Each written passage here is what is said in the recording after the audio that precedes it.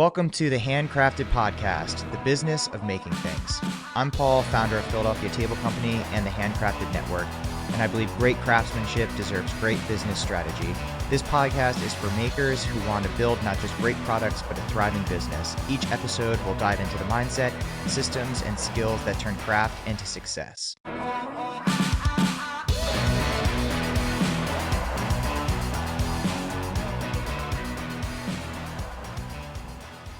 All right, guys, welcome back to the Handcrafted Podcast. We have a really great office hours episode coming your way.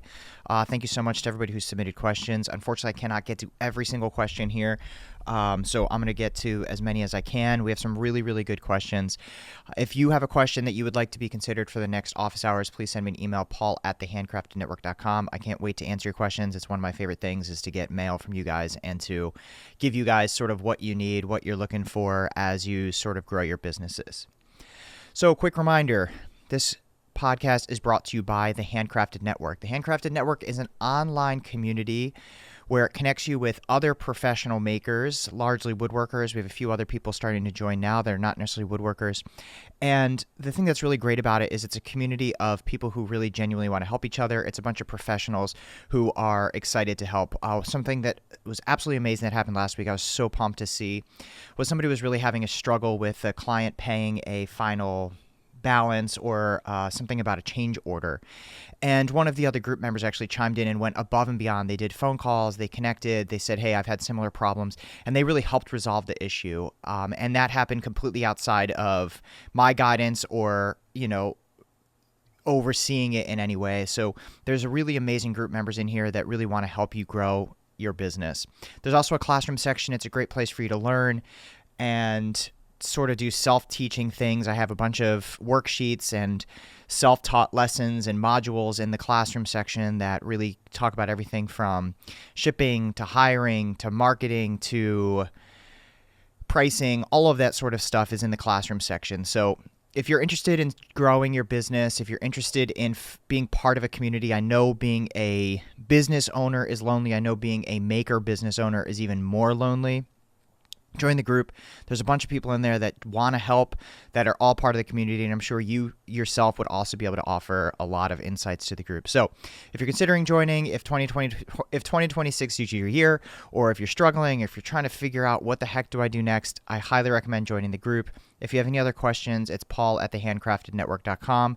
Otherwise, handcraftednetwork.com. There's also a link below in the show notes and in the comments section of this video where you can subscribe, sign up, and become a community member. It's just billed month to month, so no major long-term commitments or anything. It's, again, highly, highly recommend. It's something that I wish I had when I was starting my business. All right, let's get to the episode. So I have a few questions, a variety of questions here. I'm trying to hit a few different areas. So this actually is a question that came from one of the community members. Hey, Paul, quick question for you as I'm reflecting on this year and preparing for next year. I'm trying to set appropriate expectations. I currently am making around $150,000 a year at my current job and trying to figure out if that's realistic at all, but to be making that much owning a carpentry business. From your experience, is that realistic to be paying myself in that in 5-ish years doing custom furniture, or should I think about cabinetry to get closer to that number? Obviously, there are a lot of factors in that, but just curious on your thoughts. So this one's a complex question. There's a lot of different answers that can go in here. The short answer is yes, you can make $150,000 a year.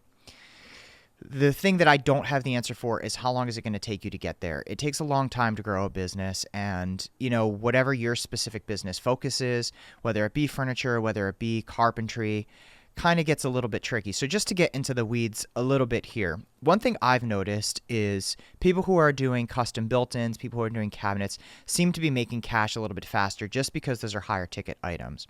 When you're selling furniture or you're creating custom furniture, you're kind of selling pieces, that are not as higher, not as priced as high. So it's a little bit harder to hit those top line numbers that you really need to get in order to make that $150,000 a year. With that said, I was making, a good amount of money in the early days of the business when it was just me and two other people. I had very little overhead. My rent was cheap. I wasn't paying a ton for marketing and advertising, but the company itself wasn't very big. The company itself did not have a ton of value. So for me, what I've really tried to do, and I'm going to kind of talk about the two different things from my perspective of furniture versus built-ins versus cabinetry, is I'm trying to build like a legacy brand. I'm trying to build a brand and company that lives far beyond me. So I want Philadelphia Table Company to become something 20 years from now that people look back on and are honored to have a piece by, or something that's continually flourishing. So with that said, I'm in it for the long game. I see the dividends, I could see the returns, knowing that in 10, 15, 20 years, this company is actually going to be more valuable, because what I'm doing is I'm really building a brand name that's going to be independent of myself. A lot of guys and girls who are doing built-in stuff build the company around themselves. They're the ones that are putting the installs in. They're the ones that are like, Joe Schmo's custom carpentry, right? These are great businesses. You can make really great money. They're really good cash flowing businesses, but they may not have the enterprise value that a brand has, or the marketing value that a brand has. But owning a brand, building a brand is a lot of work. There have been times where I was making a lot of money, when I was making no money, when I was making a lot of money, when I was making no money. And that's one thing I think that's really important for all of us to remember too, is I kind of look at business as a staircase. There's risers, there's treads, there's risers, and there's treads. So there's going to be periods where you're able to draw money from the business. There's going to be periods where you have to put money in or not take as much out. Because through those growth periods, you're going to want to put as much money into it as possible. You're going to want to reinvest and continue to grow the business. With that said, if you're not trying to build a quote unquote brand, and you're doing, maybe custom millwork, you're doing things that are like a little less brand heavy, you don't need to put as much time and money and value into the brand name itself, right? You're being hired for a service, just like a plumber is being hired to, fix the plumbing, or an electrician is being hired. And all of those people make great money. There's nothing wrong with that. So if you're trying to make that $150K a year, the faster way potentially could be to do the case goods and cabinetry stuff. When it comes to furniture, a lot of times I'm sending quotes or I'm sending prices, and people can really compare stuff. So if I'm saying, hey, my table's $8,000, they go online, they find a table that's $3,000, they find a table that's $2,000. They can compare and choose. When someone's getting custom millwork, it's a little bit harder to compare apples to apples, because it's a long process. You have to measure, you have to do like the full quoting, you have to come out, you have to check their house. So there's sort of this dividends, or this what's the word I'm looking for? There's this sunken costs idea, where people have already spent so much time and mental capacity working with you, dealing with the quote stuff, that by the time you send the quote, they go, hey, I like this person's style, they communicate well enough, I think they're going to be a good enough product, and the price is reasonable, that I don't want to have to go further into that. This is kind of what they do with car salespeople too, where it's like, you've been sitting in the chair long enough that you go, whatever, just give me whatever. So I think you have that, a little bit of that element when you're doing the custom cabinetry and you're doing the custom case goods. It's also something that some people need more of, right? If you're doing a built-in, it has to be custom. With furniture, it doesn't have to be custom. So furniture is a longer thing for me. I'm seeing sort of like the end game. I'm seeing like the long vision goal of what it is. And I've been in it long enough that I can sort of see what those sort of payoffs are, and where these different breakdowns and tiers. So I hope this is helpful. Again, it's kind of a complex thing, and over a timeline. I think for all of us, it's, we want to know when it's going to happen. And, if I told you all of your dreams are going to be accomplished within 10 years, 12 years, 15 years, right? Would you just keep going, right? So I want to say 5 years, sure, you can get there. What if I said you can get there in 8 years, or 6.5 years, or 3 years? So I think putting a time on it is really challenging, because all of us are just so set on, in 5 years this, or by the time I'm 40 this, by the time I'm 50 this. And we don't know how long it's going to take. Sometimes you get a really lucky break and it snowballs and it becomes really, really massive quickly. Sometimes it's a nice, long, steady growth. So I'm not going to tell you it's a certain number of years. I know on average people, say about 10 years to really build a nice, strong business. But to me, 150K, paying yourself 150K within 5 years, I do think is relatively reasonable, depending on how you play your cards. Likely more so in the custom millwork and cabinetry world than in the custom furniture world. Custom cabinetry just asks for more money, and custom millwork is just, it's more of a service. People need that more. I'm over here convincing people to get a custom piece of furniture. All right, hope that was helpful. Let's take a look at the next question here. The next question is, hey, Paul, I love your podcast. I had a question for you. I've heard you mention a couple times that you don't offer customers a specific completion date. I'm interested to hear how you schedule out projects and how you set expectations on completion dates with customers. Thanks again for the podcast. Keep them coming. All right, so my operations person's not going to like me for saying this, but a lot of times I'm shooting from the hip, I'm guessing, right? We have a thing, and it's actually available to the community members. It's a cost analysis / timeline analysis thing. So what we're doing is we're keeping track of how long each individual project is taking. So I don't give a quote from there. I usually tell people, hey, it's going to be about 3 to 4 months.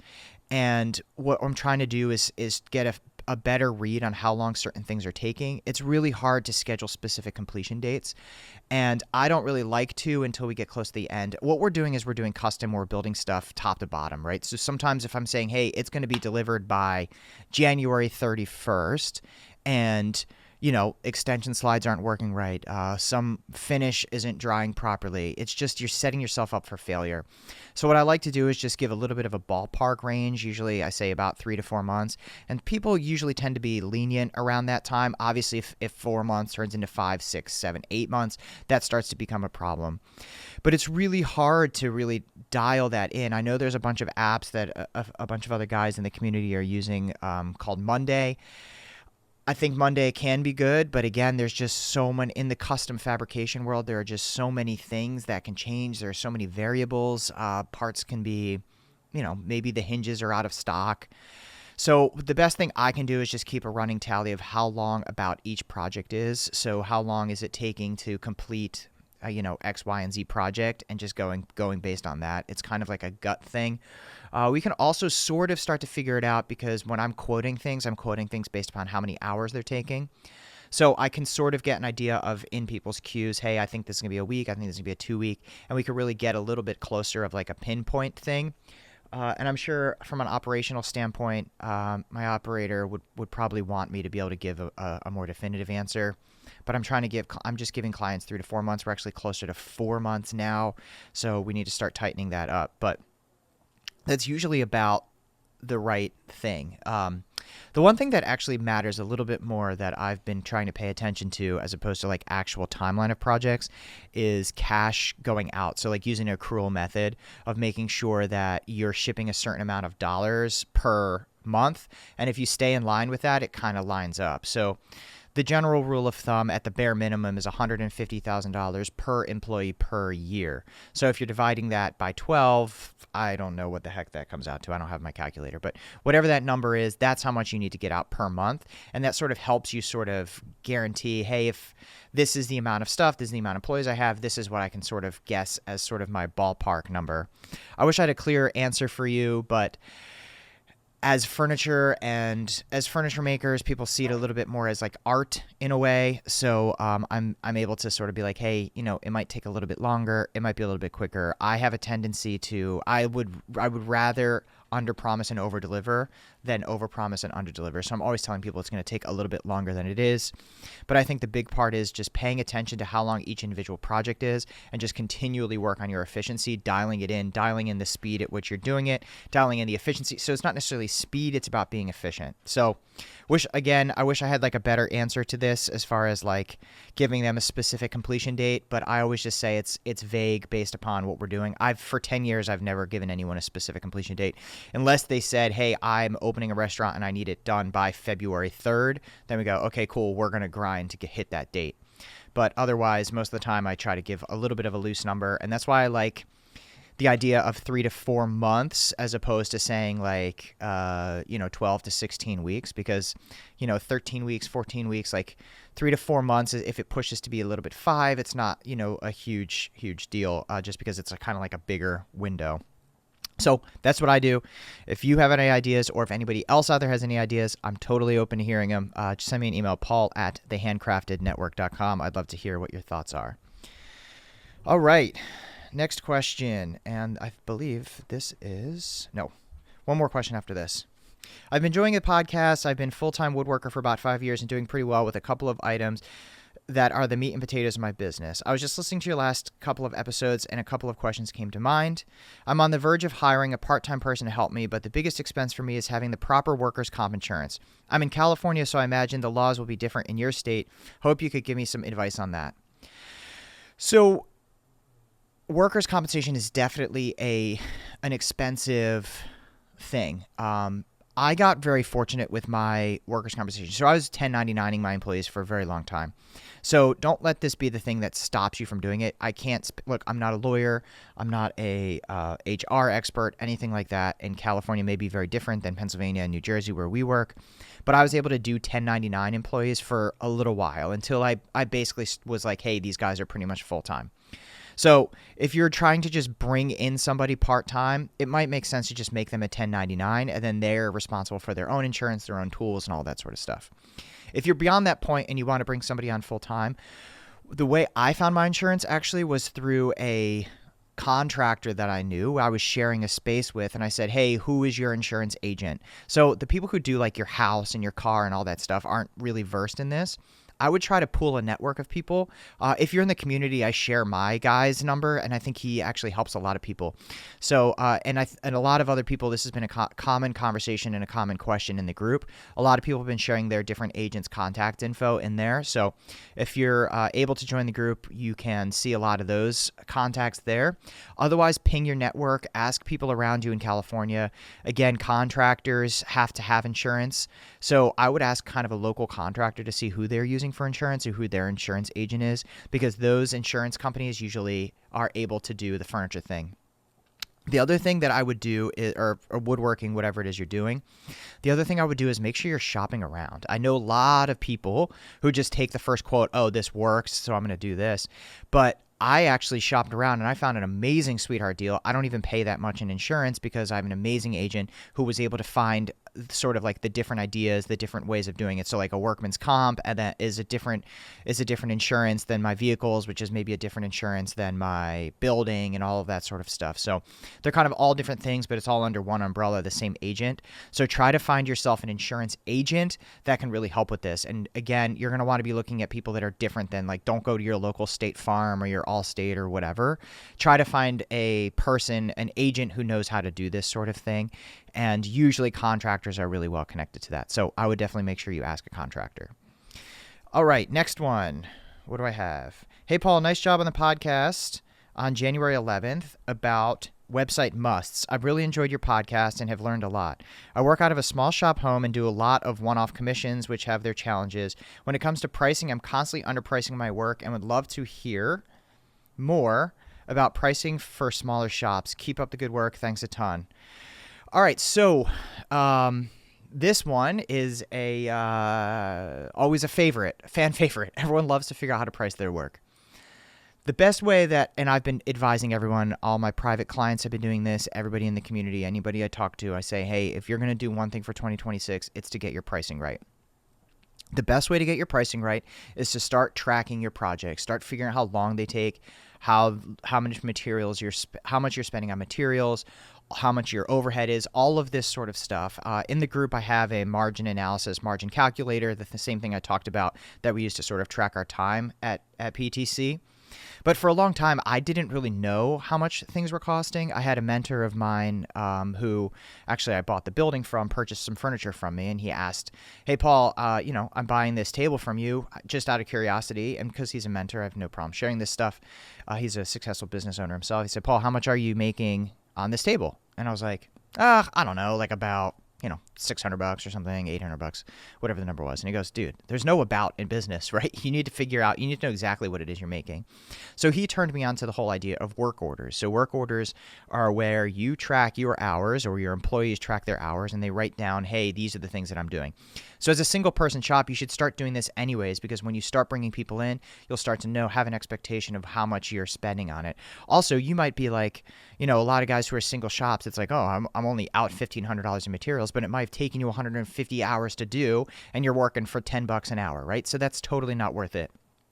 So what I suggest you do, and all those single makers out there, is to start recording the amount of time you're spending on each individual project, and give yourself a fair rate. Say you're doing, I don't know, 25 bucks an hour, 30 bucks an hour, because the profit's also yours. And start billing that in. I like to do COGS, which is cost of goods sold. So that's going to be materials, labor, hinges, whatever the heck it is all materials. And then I multiply that number by 1.66. I know it sounds crazy, but that's what gives us a 40% margin. I think it's the easiest way to do it. I don't even think about shop hours. I don't even think about, oh, it should be 60, 50 hour, $50 an hour, blah, blah. I don't think about that. I think raw hours. If just as for easy numbers, if it's a 10-hour job and the person makes 20 bucks an hour, it's $200 in material. It's $200 in labor, and say it's $1,000 in materials. That's $1,200, and I multiply $1,200 by 1.66. And that's my price. And the only way I know what my hours are based upon what I've done in the past. So we have a really long log. I call it our coral reef because it's just so deep and started with nothing. And now it's this really complex thing that I give access to. If you want access to it, send me an email, paul@thehandcraftednetwork.com. I'll gladly send that to you. It's actually, I think, even a free resource on thehandcraftednetwork.com. So if you go there, you could click free resources, and it's down at the bottom of the page.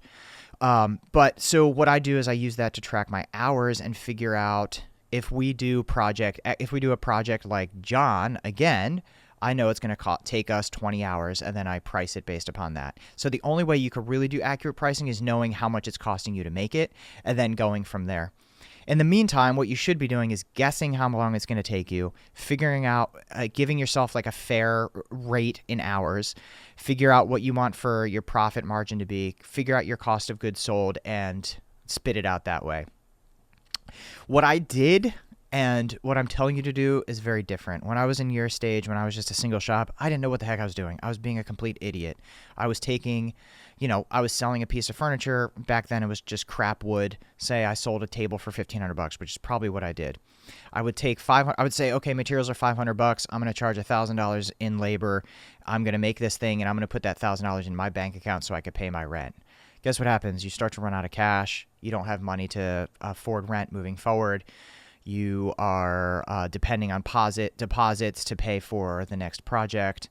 You can't pay for the insurance. You can't pay for the employees. All that sort of stuff starts to compound. So what I really suggest doing now, and what I would tell myself to do back then, now would basically be like, hey, if a table is going to cost $1,500 and it's $500 in materials, I would just say, that $500 goes to materials, split that last $1,000 into $500 in my pocket, $500, and keep in a business account. You need to keep those two things separate. For me, everything was kind of one personal bank account where I did everything through Venmo and check, and it was just really, really, really confusing. So make sure you're setting a profit number that you should be getting, and then set yourself an hourly rate that you should be paying yourself. This way, as you grow your business, as you do more and more work, as you hire employees, as you get bigger shops, you already have sort of the strong habits of having a profit number as well as like a pay yourself number. It took me a long time to get back into paying myself because I was just basically in debt to the business. I kept pulling, every time I charge $1,000, I kept taking $1,000 out of the business when I should have been like reinvesting that. It was a really dumb thing. I also used to at one point just figure out my material cost and then add $1,000. So I was like, whatever, as long as I'm making $1,000 on this piece, it doesn't matter. So that was also kind of a stupid way to do it. The other way I've seen people do it is they do materials times 3. I don't know. That seems weird to me because how are materials dependent upon your labor, right? Like for me, I don't know. That seems kind of wacky. Like it shouldn't be 1/3 materials, 1/3 labor, 1/3 profit. Like, say I'm only spending $500 in materials. That means I'm only supposed to spend $500 in labor. Like that seems bananas. So I like cost of goods sold times some factor. So cost of goods sold times 1.66 or whatever that is. This gets a little bit complicated. If you have questions about it, feel free to email me. I have like a Loom video where I talk you through a lot of my pricing that way. But hopefully this podcast was helpful. That's it for the questions. If you guys have any more questions, I would love to address them in the next office hours. It's paul@thehandcraftednetwork.com. If you're interested in joining the community and have questions, feel free to email me. It's been really great getting to know the people who have been joining the group. The group calls have been awesome. I've been loving doing the one-on-ones with everyone. So that's part of the group too, is when you sign up, We set up a time to do a one-on-one. We're doing like half hour, 45 minutes, hour, sort of like coaching calls to figure out, hey, where are you? Where do you want to get to? What are your goals? What are you hoping to get out of the community? All of that sort of stuff kind of comes with the group. So signing up for the group is always great. All right, guys, I will catch you next time. For those of you guys in, well, I guess all 40 states are getting hit with this big snowstorm. We're preparing for it in the Northeast. We're supposed to get, I don't know, 12 to 18 inches, they say. So everybody be safe, and yeah, stay dusty. Peace.